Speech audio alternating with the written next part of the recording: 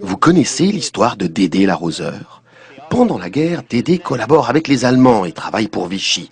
À la Libération, devenu gaulliste, Dédé sauve la mise à son patron, un pharmacien qui avait vendu trop de shampoing au Bosch. En récompense, le pharmacien lui donne sa fille, Liliane, en mariage. Et voilà Dédé devenu patron de L'Oréal. Pendant les 30 années qui suivent, Dédé devient milliardaire. Il verse des paquets de pognon au parti de la droite française. Il devient même ministre. Sur le tard, il tombe amoureux d'un jeune homme, un dandy qui écrit des livres et fait de la photo. À la mort de Dédé, la femme de celui-ci, Liliane, alias Lily mise en pli, lègue au dandy 1 milliard d'euros. Non, pas 1 million, 1 milliard. Pourquoi? Mais parce qu'il le vaut bien. Et Riri la praline, vous connaissez? De 2007 à 2010, Riri est ministre en charge des finances de la France. Son épouse, elle, travaille à faire fructifier les milliards de la femme la plus riche du pays. C'est alors qu'on découvre que le ministre, qui est aussi le trésorier du parti du président Speedy González, aurait reçu 150 000 euros de la femme la plus riche du pays, à la veille des élections, et au black. Peu, dit le ministre, c'est même pas vrai.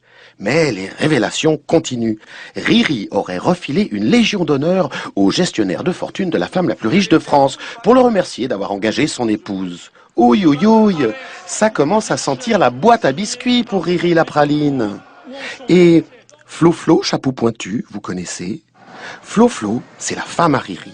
Comme il est maire de Chantilly, Flo, elle a un truc pour les chapeaux et les chevaux. Avec ses copines, l'héritière Lacoste et l'épouse PMU, elle crée une écurie, l'écurie Dams. Et oui, depuis que le président Speedy González a institué le bouclier fiscal, on peut acheter des chevaux de course avec l'argent des impôts. Peu, râlent certains députés. C'est pour créer de l'emploi, le bouclier fiscal, pas pour s'acheter des chevaux. Taratata, répondent Florence Chapeau Pointu et Édouard de Rothschild, patron de France Gallo. On fait ce qu'on veut. Et devinez où elle bossait, Flo Chapeau Pointu, avant cette sombre histoire? À France Gallo, pardi. France Gallo, dont les profits se sont envolés depuis que Riri a légalisé les paris sur Internet. Bref, comme on dit chez L'Oréal, tout ça, c'est parce que je le chevauche bien. Parce que je